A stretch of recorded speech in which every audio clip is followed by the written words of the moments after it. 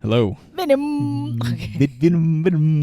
Venom. This is fun for Did everybody. you know that I could rap that song in its entirety right now? And I will. I think you just did. At your request, yeah. You did it. Because the only words to that song are Venom. Yeah, hell yeah. Venom. That's Venom. right. Venom. I mean, he's a master of rap. Hold on, Of, I'm not of finished. rhyming. Venom. Oh, God. Venom. Eminem, what are you That's doing how the here? chorus. That's just the chorus, though. It's always so weird, like when modern movies have, because it was such like a more of a 90s thing that films would have like a popular musician do a song specifically for that film. True. It doesn't so happen so much anymore, and when it does, it's like that song doesn't become a hit as much as it used to.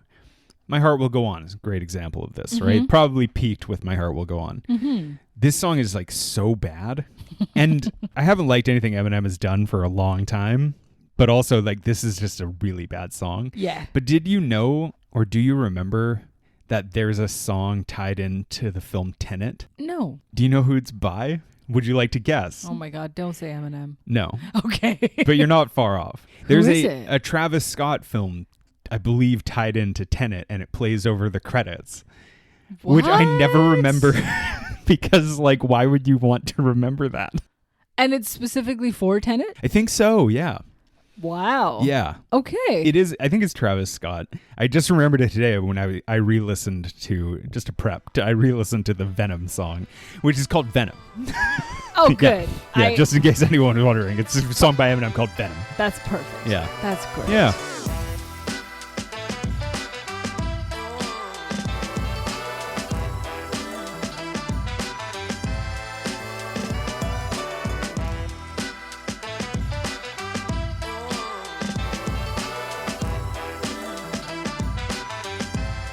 Which, look, I know our generation specifically has... Gen Z, that's us. That's us. We're the Z's. Just kidding. Look, even our feed on the interwebs. That's how much Gen Z I am. That's how I talk. Yeah, you say things my like feed on my interwebs. Interwebs with a Z. Every time there's an Eminem fucking interview or video or whatever, some bullshit thing about like, here's a fact about Eminem. Yeah. I never skip it. I watch that shit. Yeah. I am the audience for that stuff. Yeah. It was exciting to hear that he is doing a thing for Venom. Oh, there's a song. Were you excited about that before Venom came out? Like, did you know about that? I didn't even know about it, right? But No. like when you just hear his voice and he's saying the words, it's a bit like, oh my God. This is the first 15 seconds we were like, wait, it's our boy. And then, and then it's like, but what are the other words? They're all Venom. They're all Venom. Every time. It's not a great rap. Like Eminem, in my opinion, he like unquestionably released like 3 really great, innovative, interesting albums early in his career. He hasn't done anything very good since. And every time like something modern comes up about Eminem, he releases a new album. He performs at the Super Bowl. Yep. He does something like that. I'm always like, oh yeah, the guy used to rap about killing his wife. Let him do more of that. Let him do that. But I guess the media, the industry, keeps my God, dragging him into other dumb shit where it's like, oh, Eminem's in the movie with Seth Rogen where he plays himself, but he calls himself gay. It's like there's all these bits of him having like other facets of his personality that I do not wish to explore, sir. I wish Eminem went into acting. He was a very good actor. I know, but that's not what we love him for. No, we love him for songs about killing his wife. Yes. Yeah. Do that more. Not afraid to say it. But only Eminem, okay? Nobody else. No, nobody else. That would be gauche. Yeah. Eminem, you can get away with it. Anyway, we're talking about the movie Venom. I don't have a lot to say about it. So I want to ask you a question that I thought was and the reason I'm asking it in all transparency is I have the perfect answer to this question. Okay. Now, I saw it on Reddit. I'm going to crib it from Reddit, but it was a very good question on a website that's often not full of very interesting questions. And I'm going to restrict this to in-theater experience only. Have you ever gone to a film in the theaters that was so forgettable and pointless that you have nearly forgotten it was existed, or conversely, you left and wondered why it was made? Well, I couldn't say yes because I would have forgotten about it. No, you remember. Come on. There's something out there that you're just like, that was so ineffectual.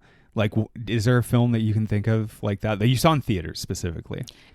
I feel like, oh shit. I'm saying theaters is because we've done a podcast theaters. about around 87 of them. So, so I'm trying not to be like your home viewing experience counts because I watch it a lot. Shit. Okay, the one we're doing today is one, but. Yeah, have you No, ever... off the top. I mean, only very recently we saw The Substance, which I know will fade. We'll talk. I want to talk from about The Substance in a second. Yeah, that'll fade pretty quickly from my memory. Really? Okay, Yeah. we'll talk about that. But so you can't think of one? No. Because I have the perfect one. What? J. Edgar. So I would never watch that at the cinemas. I remember seeing it. I think it came out the same year. I was in university. It came out the same year as Dark Knight Rises, and I think I saw because I had no money, I saw 2 films that year, and one was Dark Knight Rises, and the other was J. Edgar. And I remember walking out of J. Edgar. I would have been 22, so I was like, does my opinion really mean anything in this regard? Or am I just missing the point? But I was with a friend who is not a big film cinema nerd at all. And she was like, that was boring.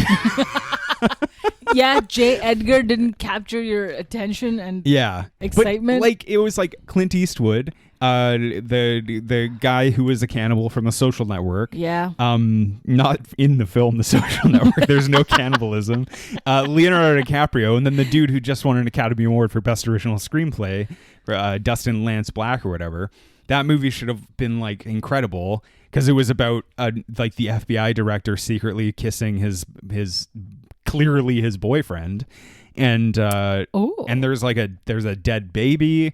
Eminem did a song on the soundtrack. What the fuck? What? No, what? Eminem did not do it. Stop. That soundtrack was composed of Clint Eastwood playing 3 notes on a piano.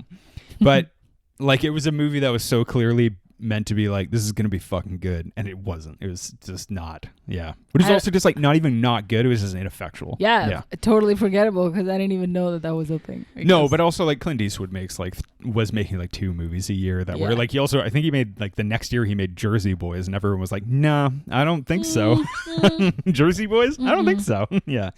Why were you reminded of a cinematic experience that's forgettable? I saw it on Reddit. I thought it was an interesting question somebody asked. They're talking about movies, and I didn't want to out our podcast as being almost exclusively only about those films. So that's why I put the cinema thing on it, because it's very rare that I go to the cinema. Yeah. Look at this segue. It's very rare that I go to the cinema and see a movie that I don't feel very good about. And we went to see The Substance the other day. And I thought that was going to be a lot better than it was. I didn't dislike it as much as you did. Yeah, but it did not blow my mind. I felt betrayed by the trailer. Yeah. That's why it was it sucked me right in. And just when I thought, it let me go. Because you think it's going to be a very exciting, thrilling take on something that you probably couldn't predict. Yeah. Something more refreshing than isn't Instagram bad, guys? Isn't it bad to have unrealistic beauty standards? Unrealistic beauty standards. Too much Botox in your veins? Bad, guys. Isn't it bad? It told me that in some freaky ways, but not enough to stick to the tone. It started off as really weird and cool. So, okay, what you're saying about it starts off it's going to say something. Yeah. And then it devolves into being just kidding.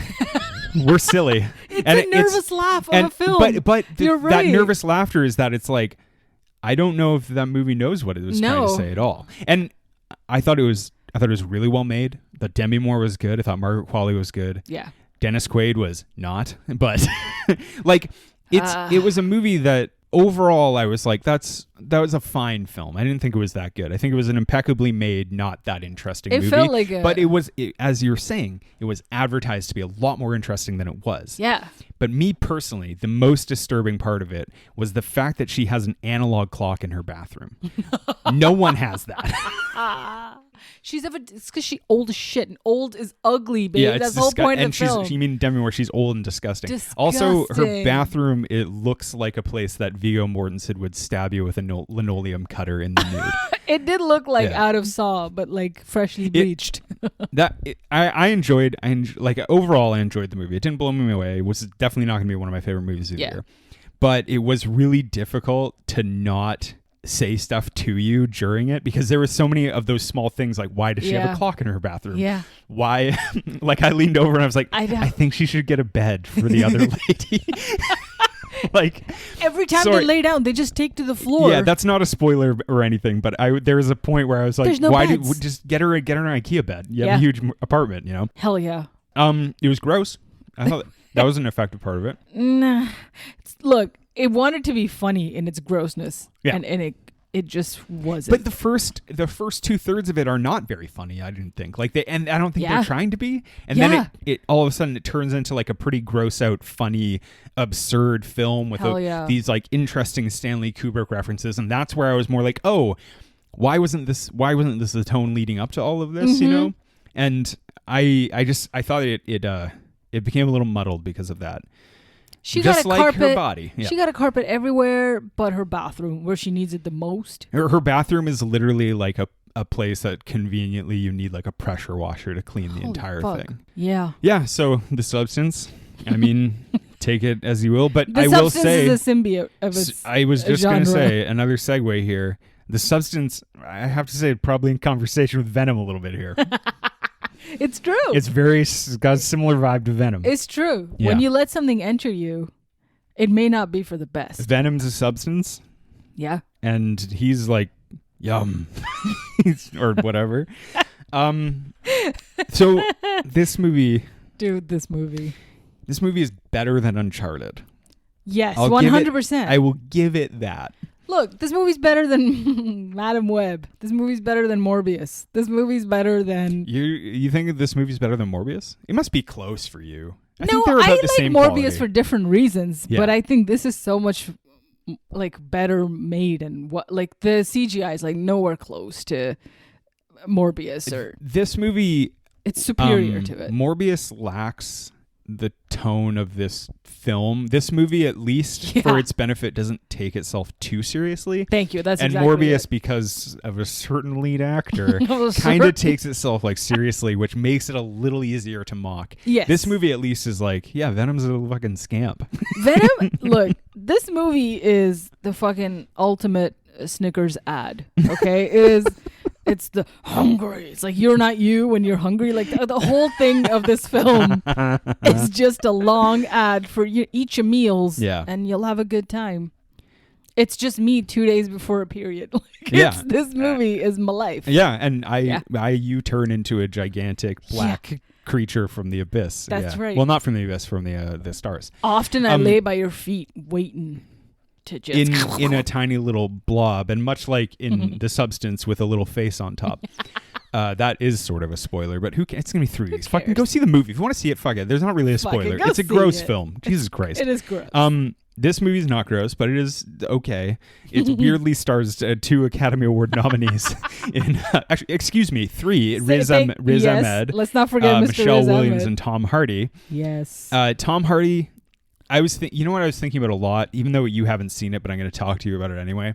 Tom Hardy is such a good actor, and I love most of what he does. This is probably one of the silliest missteps of his career, though I think he's kind of fun in it. And I'm also like, I mean, he's probably getting paid a lot of money to do this. Oh, it's not just him, right? It's Tom, Michelle, Yeah. Riz Ahmed, Yeah. Jenny Slate. Jenny Slate. They're fucking making bank But off Jenny of Slate this. fits in a movie like this. Not at all. I think I disagree, but I was going to say about Tom Hardy, it was like the more I appreciate like him in the Bike Riders this year, I was like, I love Tom Hardy so much, and when he does good stuff, I'm just Yeah. like, yeah. And the Bike Riders was like good. It wasn't great, but it was good. But I appreciate his role in that, where he's like, oh, I want to take on this weird, different type of thing. That's frankly not Venom, because he's going to have another Venom coming out in a couple weeks hot from minute. now. I admire the guy. He's got to get his bag, and that's fine. In Venom, Tom Hardy Venom. for once, Tom Hardy is doing a pretty good Logan Marshall Green impression. Okay. Yeah. This entire movie is him just being some guy. He's not even him. You could replace Tom Hardy No. with some other guy. It would be perfectly serviceable. All the eyeballs it got is because of his star power. Much like Uncharted. Much like Uncharted. Yeah. You know, but if you had a Mark Wahlberg Venom. Mm-hmm. Yeah. Like, Tom, I don't like this symbiote. Tom, this is a symbiote. It's not really doing it for me. This symbiote's got more leaks than the Iraqi Navy. No. I would watch the fuck out of that. Yeah. Come on. I would But watch it at the cinemas. Wahlberg, Yeah. I mean, Wahlberg would be good casting in this. I agree. Canonically, okay, Eddie Brock played Yes. once brilliantly Yes. by Topher Grace. Thank you. Yeah. Was an astronaut? No. He's still a photojournalist, right? He's a journalist. Yeah. Yeah, and okay, in Spider-Man 3, I've only seen that movie once for good reason, and it was only a couple of years ago. But Mary Jane is dating the astronaut who brings the symbiote back, and then the symbiote gets in Spider-Man first, then Eddie Brock ultimately, and goes full Venom. Right? That's what happens. I don't remember the order, but it definitely takes over Eddie Brock's Yeah. Topher Grace's character because he embraces it. Yeah, and it goes from but first it goes into Toby Grace.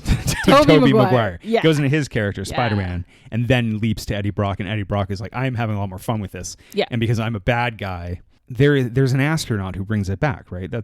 Or something. I don't even have no memory of Tobey's Spider-Man. Surprisingly, Spider-Man 3 is not a good movie, as people well know.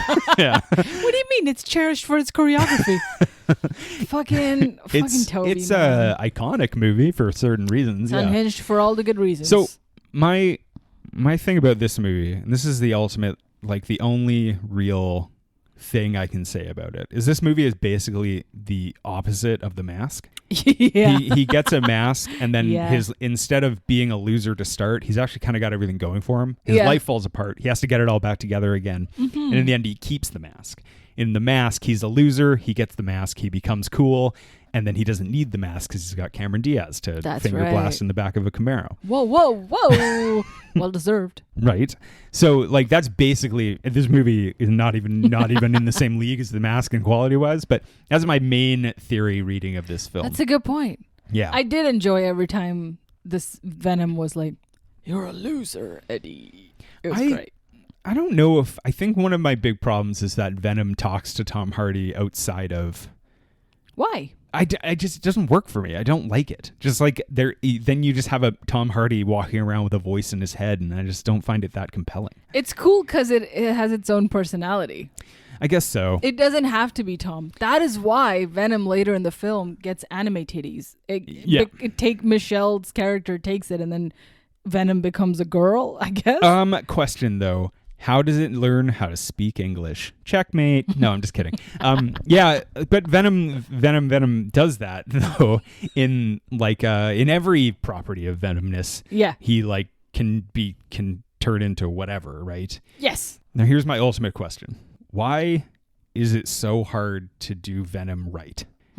This is like the second big movie to really try. Yeah. And yet somehow it did spawn a trilogy. Yeah. But like none of them have been particularly like, yeah, they fucking nailed it. Most of the time it's so disappointing. You mean they don't get to the level of excitement like the other Spider-Man films have? Well, like serious in terms of seriousness, it's not just humor. Okay, to me, I'm not a big comic book reader. I'm not even particularly a Spider-Man fan. I like the movies and stuff. But like if you were to lay out, okay, Spider-Man 1, Green Goblin. Spider-Man 2, Doc Ock. Spider-Man 3, Venom and Sandman. And the Amazing Spider-Man, Lizard Guy, right? Yeah. The Super Amazing Spider-Man 2 with Andrew Garfield, Electro, Jamie Foxx. Yeah.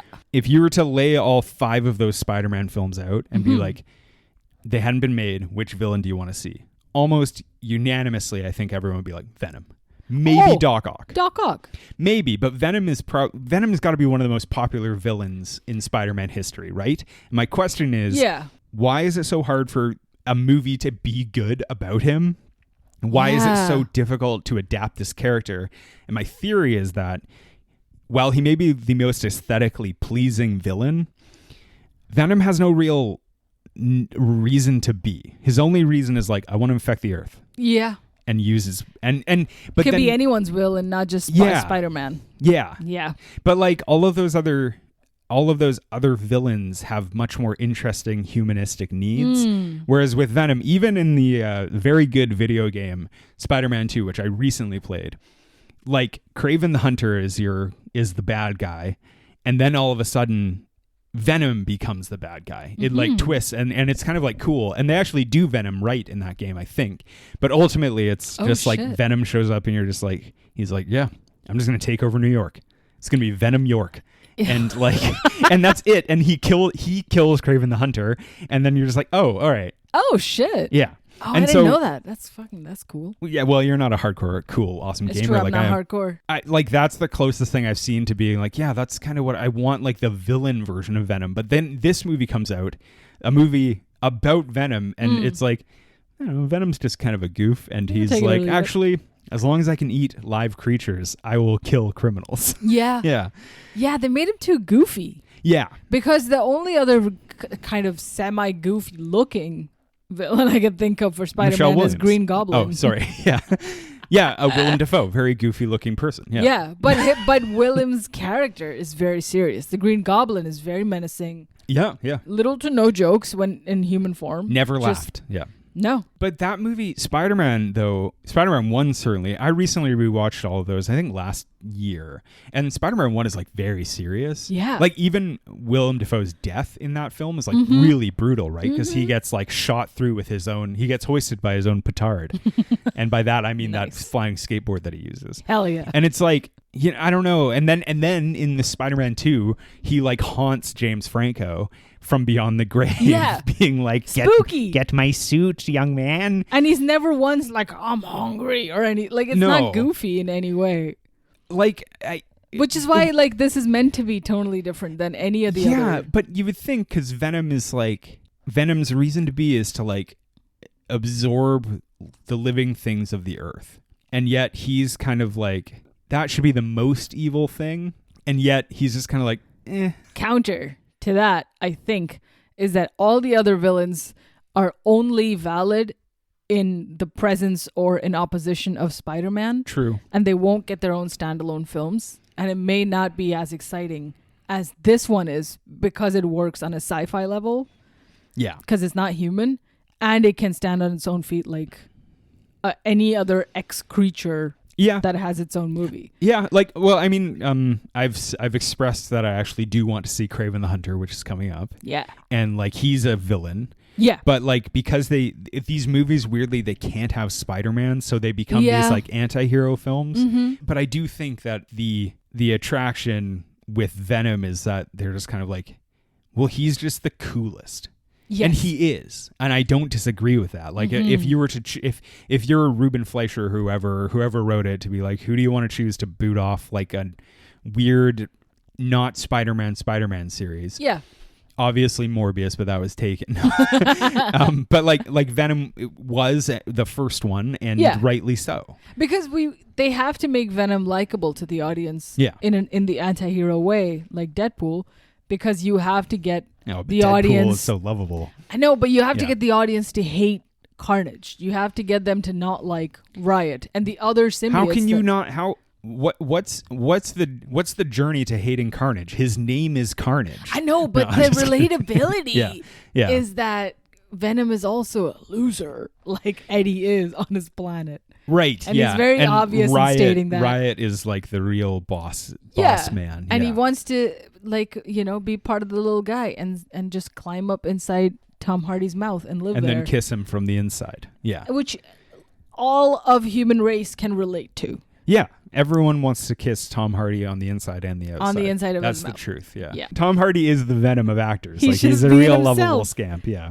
It's a lovable scamp. I love him so much. He's the greatest. Yeah. What more do you want? That's why it works. It's because they got the biggest name in all of fucking superhero history. Riz Ahmed. And Riz Ahmed. Riz Ahmed, who's basically a fucking stand-in for Jeff Bezos. And for Musk more. Sure. Maybe, yeah. But he says things like, initiate launch sequence. Great. Elon Musk is saying that all the time. Yeah, he's just always like, hey, initiate launch. He says that every time he starts up his Tesla Cybertruck to crash into a power pole or whatever. He says that just even when he's intimate with himself too. He says that anytime he's in the room with another like weird dark web Republican, but he means initiate launch sequence right up into your whoops. Woo! So yeah, like Riz Ahmed is bad in this. Like I don't think he's very good in this movie. He's an amazing actor and he's so good, great. But like he is a little he doesn't seem like a guy who's been given a lot to work with. That is why in this film. I think even Jenny Slate doesn't fit into this role because she's not given any comedic stuff. But Marcel the Shell, which she's on, man. Yeah, she's Marcel great. the Saddest Shell. Yeah. So bad. What a wasted potential for both Slate and she gets deaded like about 15 minutes fast. Yeah. They didn't give her one funny line. Why? No. Why bother getting Jenny Slate? In a semi-comedic film. Yeah. I mean, really, Michelle Williams and Jenny Slate should have switched roles. I swear to God, that is what... Michelle Williams' wig alone could have been the actor. Whatever the fuck is on her head. That could be its own person. Yeah. Michelle Williams... Look. Michelle Williams who breathes and everyone's like, genius. Give her an Academy Award. Give her all 4 acting awards this year for like Michelle Williams is an incredible actress. Like she is like one of the most talented living legend actresses. Oh yeah. And then you're like, who's in Venom? and she gotta get the coin. It's like Tom Hardy. It's like, all right, he probably got paid a lot. Then you're like Michelle Williams, girl who's like who did a movie about her and a dog and like was in Schenectady, New York. And all that, like she's every time you tell her to smile or laugh, there's a tear that rolls down her cheek. That's how complex her emotions are. Do you think Ruben Fleischer saw Manchester by the Sea and saw her like incredibly heartrending performance? It was like, that's the kind of energy I want this lawyer chick who has no personality. I want her to make out with a guy who has an alien inside him. I want that. I want that for me. Ruben. I mean, she's just a beard for fucking Brock and Venom's like love. Like she's seriously. There was actually a bunch of like internet shipping between Brock and Venom, which makes perfect sense. Oh like, yeah. How much closer can you get man to man? Yeah, or fellas. Man to symbiote than having one of them living literally inside of you. Fellas, is it gay to crawl inside your bro? Is it? Or is it just... So Venom is a romantic comedy with Tom Hardy and there's a trailer. Venom Hardy. There's a trailer. You can look it up on YouTube. That is cut as a Christmas romantic comedy. Aww. Yeah. It's I read I stress I do not call this news, but I read like an article being like, check out this trailer for Venom cut as a romantic comedy. Yeah. And it was 30 seconds long and not very funny or interesting. But I was like, okay, I see what you're going for, but you suck at it. But yeah. That's why the We Are Venom is like the marriage of it. Right. Yeah. I get it. Yeah. It's not that we are Brock. No. We are he took Venom. the last name. Very trad wife of Venom Tom Brock. Hardy to do that. Eddie Venom. Eddie Venom. Eddie Venom is that's a rock singer from the 80s. So. Yeah, 100%. This movie, man, it like before the first Iron Man or the Dark Knights, in my mind, this is what superhero movies were like. Kind of chaotic, not really much in way of plot. Doesn't matter. Yeah. The first 2 acts don't have to be strong. Bunch of action. Transformers-y, it like pays off in the CGI. All the fun is there for kids.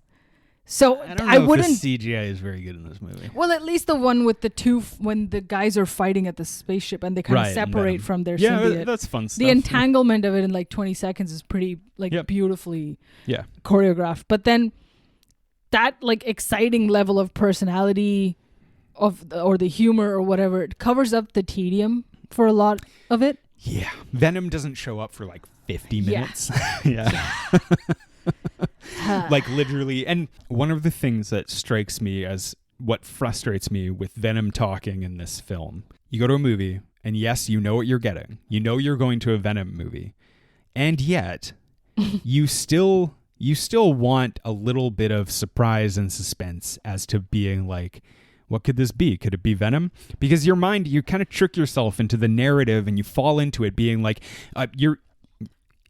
at least I do, is like you subconsciously put yourself in the seats of the people who are experiencing this thing. Eddie Brock, when Venom first emerges, you want to be like pleasantly like, that should be a fuck yeah moment when his head wraps around and he has big teeth and he bites that guy's head off. I know. But with the talking and stuff, it fucks up the buildup. I want to give another example of this. And I probably said this on the pod that we did about it, but like what could have easily helped the final Star Wars film was the fact that like they just right away are like, who's the enemy? Palpatine, he's back. And it's like, why would you not hide this from the audience? Like being Fucking like, bury why the don't you lead. just like a little mystery for about half an hour just to be like, who could it be? And then you get the nostalgia hit of bringing back one of the ultimate big bads. No matter how stupid it is to bring them back, at least people will be like, oh yeah, that's fun.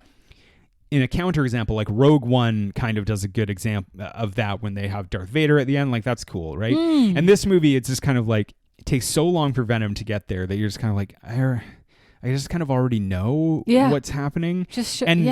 That the really good action sequence in the middle when Brock gets attacked at his apartment and they go on the chase and everything like that, that should end with that fuck yeah moment where the full Venom actually emerges and bites a dude's head off. But they undercut it in so many ways that I just like, I don't... It takes away from the suspense, and then you see it like 400 times in the trailers against your will.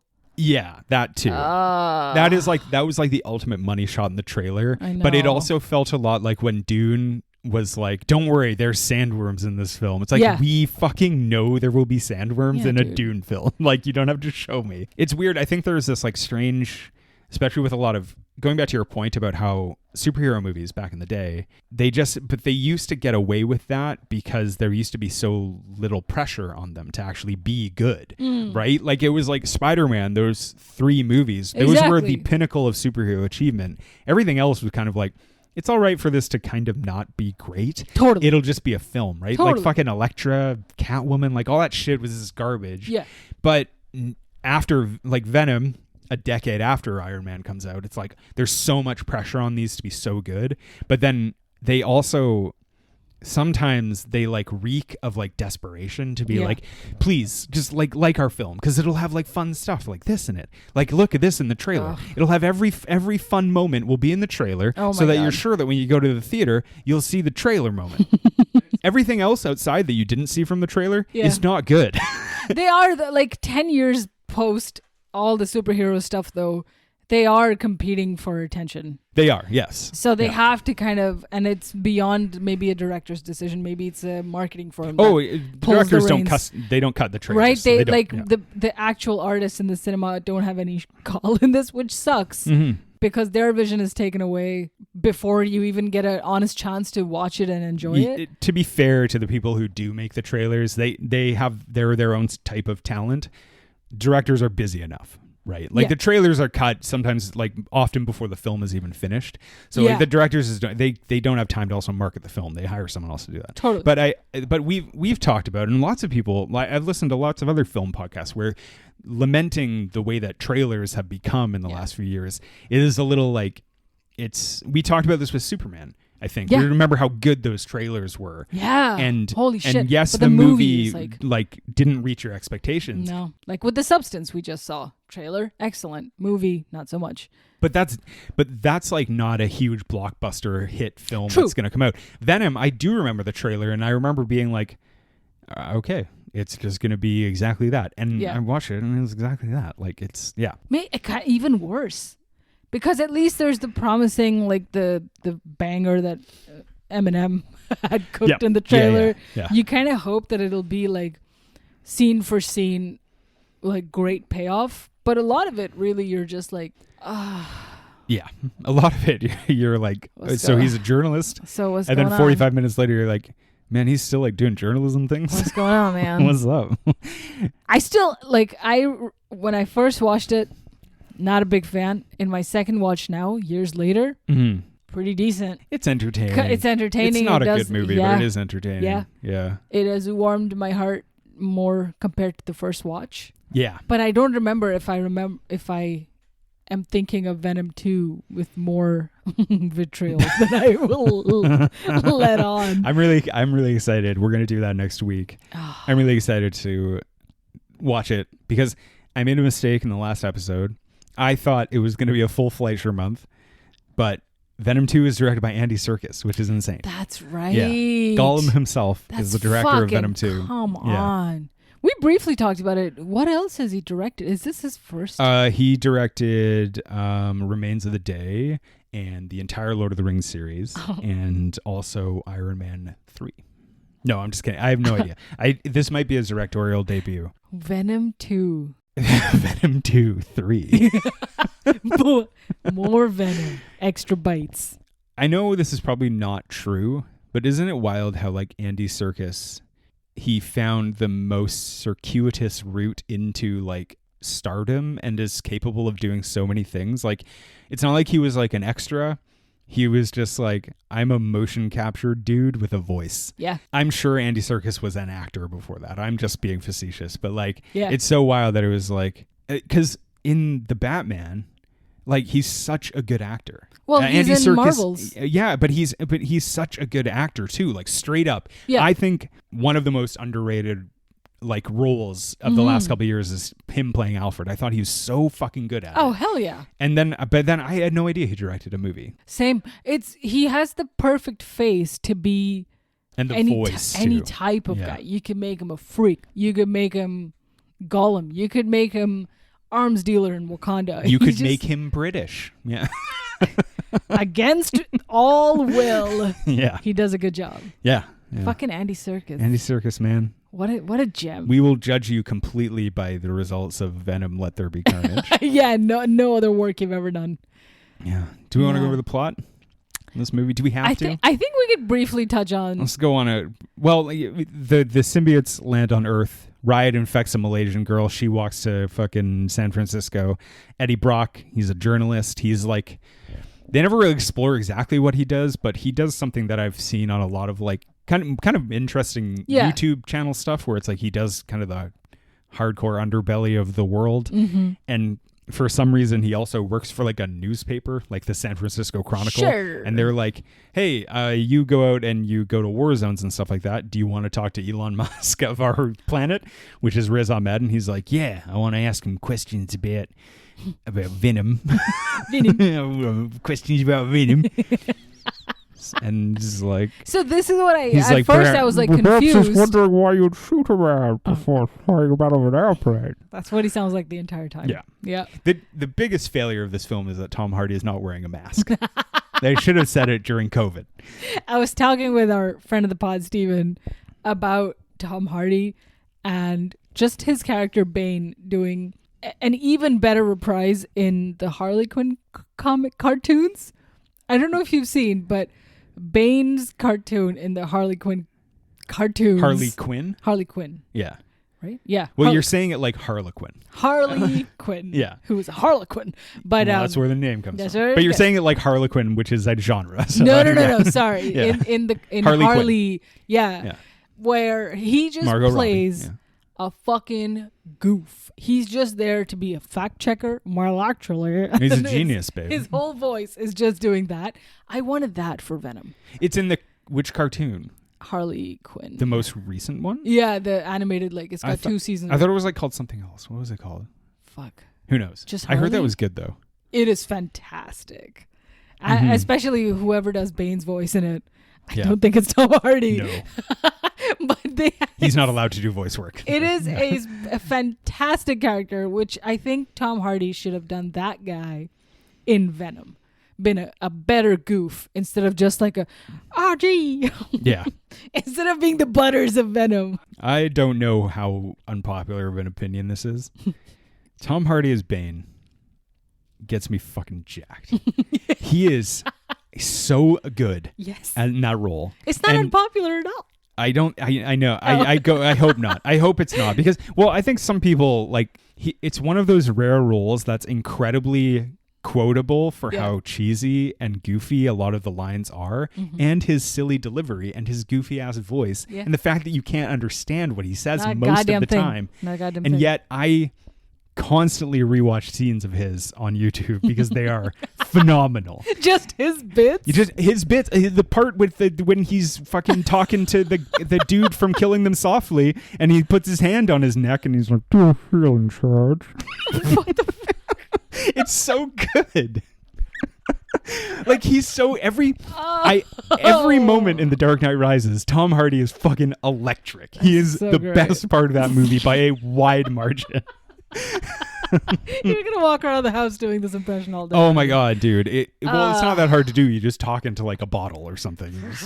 Yeah. Yeah. Excellent. It's really You not. got this what? It's Got not this what? a hard. Yeah, it's not a hard impression. Dude. I fucking love it though. I absolutely love him in that film. Yeah. Nice. Yeah, it's fantastic. Yeah. Anyway, Bane plays. He's a journalist, and he goes and he talks to Riz Ahmed's character, whose name I don't remember, who are the company responsible for bringing the symbiotes back from space in this crash landing. Right. Elon Bezos. Elon, Jeff Bezos, Musk, and turns out they're testing the symbiotes on humans, homeless people. Yeah. Which is that's like an interesting and trenchant commentary for the San Francisco Bay Area, which has like a huge homelessness crisis. Oh. And yet they don't touch on anything like that at all. Because like the kismet of setting a story where there's abuse of the underprivileged going on in San Francisco, where there's a vast like wealth inequality, Right.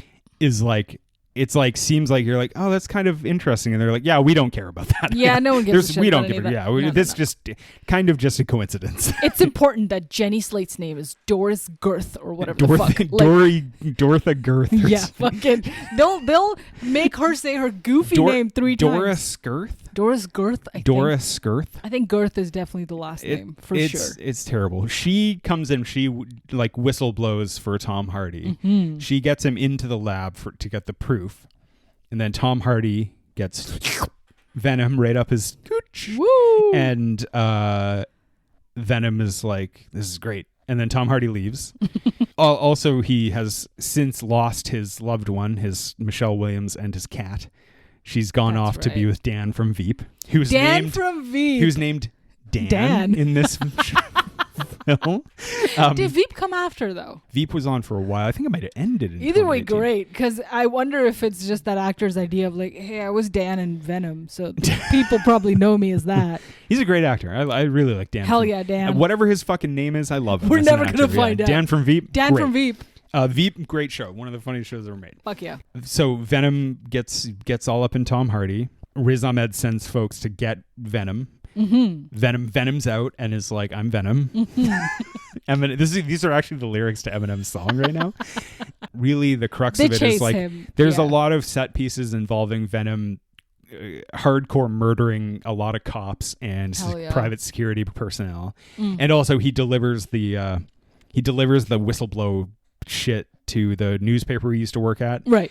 But then Riot emerges as like Riot, the other symbiote, is like, I want to go to a planet or something. Well, they want to. So wants to Riz bring Ahmed's back- astronauts had taken these 2 symbiote samples from 4. their planet. 2 of them die. Right. And Yeah. they bring them back to Earth. And they crash land, but then the symbiotes obviously want to go back to their home planet. But they want to take over. They want to bring more back to take over Earth, right? Yes. Yes. And since Riz charter the Ahmed path. has a spaceship ready to pop, Hell yeah. he's like, Riot can come up all up inside me, and I will wear Riot, and I will be the host for Riot, because that's the way that they want to live, is they need a living, breathing host. Basically, Right. that's why the other 2 died, is because they couldn't survive with a different host, the healthy host. But they also kill you slowly from the inside, which is cool. That's cool. Yeah, They didn't touch on that too much. I was like, I wish they. They did when they sucked Venom out of Eddie Brock. Yeah. But also, ultimately, I guess like Venom is like, oh, I'll just stay in you forever and I won't kill you. Like, I don't know. Do you like, how does he have to? How does he get to feed? Like, who cares? Yeah. I guess he has Anyway, to eat a chicken. or big whatever. fight, and Venom blows up the big spaceship, and that's the end of it. Basically, no symbiotes left on Earth. And then Venom is like, I like humans now. I'll stay here and I'll fight crime with you, Eddie Brock. And then there's a lot of like kissing. Is Venom the ultimate humanitarian? Clearly, yes. Way more than literally anyone else. Because Yeah. he comes from another possibly more privileged part of the world, Yeah. and he's like, you know what? I'm here for the little guy. I think one of the problems I have with this movie is it doesn't address Venom's privilege enough. The class divide between Yeah. There's a real Marxian take on Venom somewhere. Yeah, I'm sure there is. Yeah, because it's the duality it's of the man. gay Marx take on Venom. Yes. It's like he's gay and socialist. And then in the mid-credits scene, Yeah. Woody Harrelson shows up. There's only one credit scene, right? yeah, 1 minute. Oh, And that's right. Venom 2. okay, this is the thing. Is like Venom comes out. Venom has a mid-credit scene in which Woody Harrelson is like, "I'm going to release Carnage," and critics hate it. Audiences are like, "Eh." It makes a couple bucks, and the studio is like, "We shouldn't do another one," but they did shoot that mid-credit, and now we Yeah. have to make it That's with so Woody goofy. Harrelson playing Carnage. Oh yeah, my god, it's so dumb. yeah, it is silly. That's like we're one gonna of cover those endings of fucking, I forget, one of those films. Was it Morbius at the end where they Michael introduce Keaton. Michael Keaton's character, and it's like, well, Was it also Morbius at the very end when Blade says something too? yes, And now yeah, Mahershala Ali is not going to be Blade anymore because no, or like because of something with the Blade for the other what's his name, Snipes with Yes. Blade from Deadpool and Wolverine. It's like the networks, they fuck themselves with Everyone all these says- different yeah. rights. and everyone says that access the to characters. multiversal storytelling stuff is like really fucked up, but like the actual just outside of that, the world is turning into like a pretzel itself, Stupid. trying to juggle all of these Yeah. things. But something that and I don't know that Blade thing, that's just a rumor. I don't know if that's actually happening. I also frankly I don't care. I'm never going to watch Blade. But the idea that you would be like feel beholden to Wesley Snipes over casting 2-time Academy Award winner Mahershala Ali, one Come of the on. greatest living actors, Come on, is silly. Almost as silly as the fact that they might feel beholden to casting Woody Harrelson and making a whole movie around the fact that they just seem to have an idea, and not so- gonna lie, I thought it was a side quest about Carrot Top. Well, he looks That fucking wig. he man. looks absurd. Yes. What are they doing to Woody? What are they doing? That's the real Carnage he's talking about. He's like, I'm going to unleash Carnage, and he's going to rip That's off bad this hair. wig and throw it Yeah. at Eddie Brock. Yeah. The symbiote was the wig all along. God, yeah. So we ready? I am so excited to talk about the next one. I know. I Yeah. haven't seen that movie in about 10 years, and That's weird because it came out like 2 years ago. that's how far my mind has blocked it out. It came out. We were talking last night with 19? friends about how we were trying to work out how many Shrek movies there had been and how many Puss in Boots movies there had been. Yes. And it was weird to find out that I was like, I was certain there was a Shrek 5. There hasn't been, but there will be next year, 2 years from now. And I was like, there's only 2 Puss in Boots, but it turns out there's 3. And one of them came out recently. Yeah. But Venom came out in like 2021 in the dead zone of movie releases, basically. Wow.